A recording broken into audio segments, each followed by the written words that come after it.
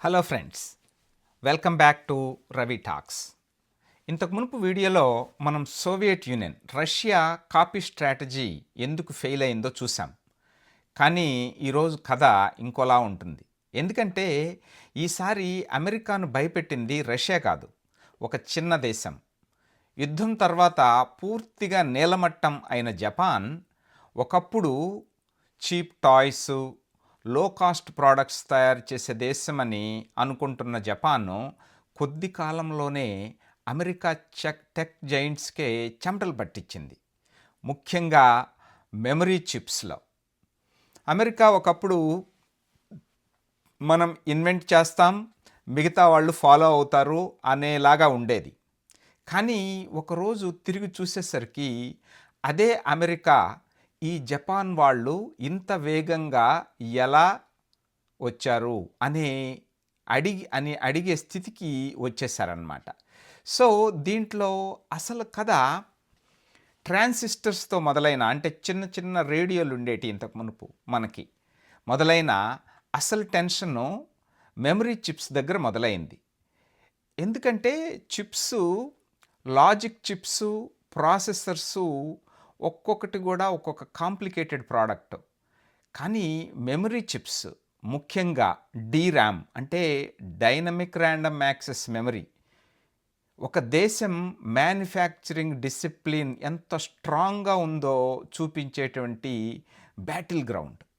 ఇక్కడ design important, కానీ అంతకంటే ఇంపార్టెంట్ వచ్చేసి ఈల్డ్. అంటే 1000 చిప్స్ తయారు చేస్తే ఎన్ని పనిచేస్తున్నాయి, ఎన్ని వేస్ట్ అవుతున్నాయి, ఎవరు లో డిఫెక్ట్ రేట్ తోటి హ్యూజ్ వాల్యూమ్లో చీప్గా మార్కెట్కి ఇవ్వగలుగుతున్నారు అనేది ఇక్కడ బిగ్ క్వశ్చన్. ఈ గేమ్లో జపాన్ మాస్టర్ అయిపోయింది, పండిపోయింది అన్నమాట. జపాన్ కంపెనీస్ మీకు తెలిసినవే ఇవన్నీ: తోషిబా, హిటాచి, NEC, ఫుజిట్సు. ఒక్కొక్కటి ర్యాండమ్గా ఎవరంతటి వాళ్ళు పోరాడలేదు. ఇక్కడ వాళ్ళ వెనకాల ఒక సిస్టమే, ఒక బలమైన సిస్టమ్ ఏర్పడింది. అదే జపాన్ స్ట్రెంగ్త్. ఎవరు అంటే జపాన్ గవర్నమెంట్. అక్కడ గవర్నమెంట్ అయితేనేమి, బ్యాంక్స్ అయితేనేమి, ఇండస్ట్రీ అన్నీ ఒకే డైరెక్షన్లో మూవ్ అయినాయి. అంటే వాళ్ళు ఒక ఏజెన్సీనే పెట్టారు, మీటీ అని, MITI అనేది. పవర్ఫుల్ మినిస్ట్రీ పాలసీని గైడ్ చేసింది ఆ మీటీ పాలసీ అనేది. సో ఏ రంగంలో దేశం ముందుకు రావాలి, ఎవరికి సపోర్ట్ ఇవ్వాలి, ఇంపోర్ట్స్ ఎలా కంట్రోల్ చేయాలి, లోకల్ ఛాంపియన్స్ని ఎలా మనం బిల్డ్ చేయాలి, ఇవన్నీ వాళ్ళు లాంగ్ టర్మ్గా ఆలోచించారు. అమెరికా ఒక company short term quarterly results చూస్తుంది. అంటే 3 నెలలకు ఒకసారి పబ్లిక్ ఇన్వెస్టర్స్కి చెప్పాలి, మేము ఇది లాస్ట్ 3 క్వార్టర్స్లో ఇది చేశాము, ఇంత రెవెన్యూ వచ్చింది, ఇంత ఎక్స్పెన్సెస్ వచ్చింది, ఇదిగో ప్రాఫిట్ లాసు అని. సో దాన్ని చూసి డెసిషన్స్ తీసుకుంటుంటే జపాన్లో కంపెనీస్కి ఇయర్స్ అహెడ్ విజన్ ఉండేది. అది కూడా చీప్ ఫైనాన్సింగ్ తోటి. ఇక్కడ మెయిన్ పాయింట్, ఆ రోజుల్లో 1960s 70sలో అమెరికాలో ఇన్ఫ్లేషన్ ఎక్కువ ఉండేది. బ్యాంకు లోన్ రేట్లు 10%, 12%, 14% కూడా పోయిందన్నమాట. ఆ ప్రెషరు ఈ సెమీకండక్టర్స్ కంపెనీ మీద విపరీతంగా ఉండేటివి అన్నమాట. సో ఆ విధంగా వాళ్ళకి చాలా తక్కువ రేటుకే క్యాపిటల్ దొరికేది. అంటే వెంటనే ప్రాఫిట్ రాకపోయినా కానీ ఇండస్ట్రీ బిల్డ్ చేసుకునే టైం దొరికేదన్నమాట. ఇక్కడే అమెరికా షాక్ గురైంది. వాళ్ళు అనుకున్నారు ఫ్రీ మార్కెట్లో కాంపిటీషన్ జరుగుతుంది, కానీ జపాన్ కేసులో పిక్చర్ అంత సింపుల్గా లేదు అని అమెరికా ఎగ్జిక్యూటివ్సే చెప్పేవాళ్ళు. ఇవాళ మార్కెట్ రూల్స్ అలోన్ తోటి గెలవడం కష్టం, వీళ్ళ వెనకాల ఏదో చీప్ లోన్స్ ఉన్నాయి అనే విషయాన్ని అమెరికన్ కంపెనీస్ గమనించాయి. అంటే కోఆర్డినేటెడ్ పాలసీ ఉంది వీళ్ళకి, గవర్నమెంటు, ఇండస్ట్రీ అన్ని రంగాల్లో వీళ్ళకి కోఆపరేషన్ చేస్తుంది, సబ్సిడీలు ఇస్తుంది, చీప్ లోన్లు ఇస్తుంది. వీళ్ళకి జస్ట్ ఇక్కడ జపాన్లో ఉండే మార్కెట్ ఒక్కటే కాదు అనే విధంగా వీళ్ళొక దేశం ఒక స్ట్రాటజీతో పోరాడుతుంది అనే భావన అమెరికాలో పెరిగింది. అంటే జపాన్లో కొత్త ఫ్యాబ్స్ కడుతున్నారు. Fab is very expensive thing. అంటే రీసెంట్గా జో బైడెన్ టైంలో దాదాపు 25 బిలియన్స్ ఇచ్చారు మన ఇంటెల్కి. చిప్ యాక్ట్ అనేది తీసుకొచ్చారు. ఇవాళ ట్రంప్ వచ్చినా కానీ చైనా మీద రిస్ట్రిక్షన్స్ అంటాడు. ఈ చిప్స్ మనం ఎన్ని సంవత్సరాల ముందున్నాము అని అంటాడు. సో చిప్స్ అనేది it's not a small thing, it's a national security. So ఇంకా అంతకంటే ఎక్కువ అన్నమాట. అంటే ఒక అమెరికా కంపెనీ ఒక ఫ్యాక్టరీ పెట్టడానికి అయ్యే ఖర్చు, రిస్కు, షేర్ హోల్డర్ ప్రెషరు, ఇవన్నీ చూసుకుంటుంటే జపాన్ కాంపిటీటర్స్కి మాత్రం లాంగ్ టర్మ్ గేమ్ ఆడేవాళ్ళు. ఇంకా ఒక విషయం అమెరికాని ఎక్కువ డిస్టర్బ్ చేసింది ఏంటంటే, జపాను చిప్స్ చీప్గా వస్తున్నాయి.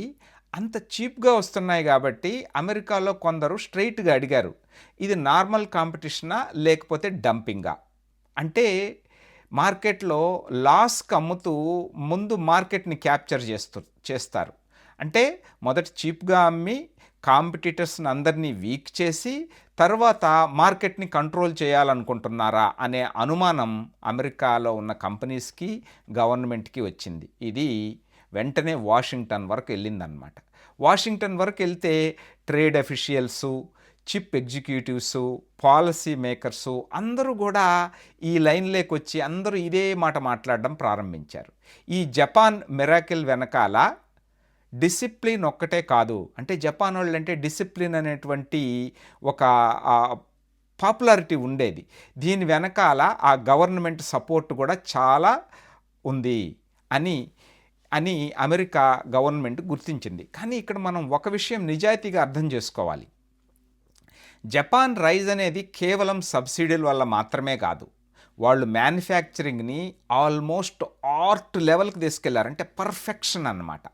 క్వాలిటీ కంట్రోల్ కానీ, ప్రెసిషన్ కానీ, ప్రాసెస్ ఇంప్రూవ్మెంటు, వర్కర్ డిసిప్లిను, ఇవన్నీ ఎక్స్ట్రాడినరీ.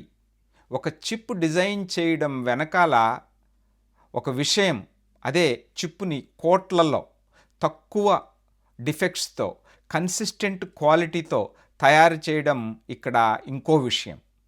అక్కడ జపాన్ ప్రపంచానికి ఒక లెసన్ చెప్తుంది.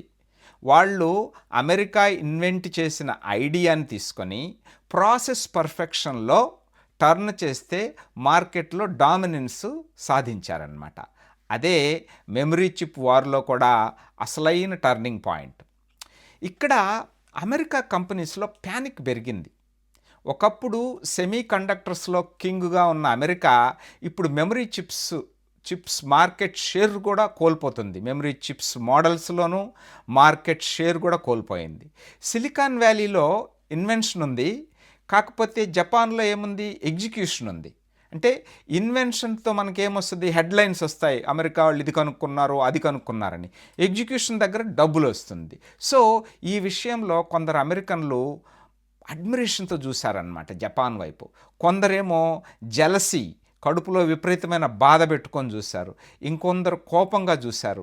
ఇవాళ వీళ్ళు ఇంత ఈజీగా ఫాస్ట్గా ఎలా గ్రో అయ్యారు అన్న ప్రశ్న వెనక నిజానికి ఇంకొక ప్రశ్న ఉందన్నమాట.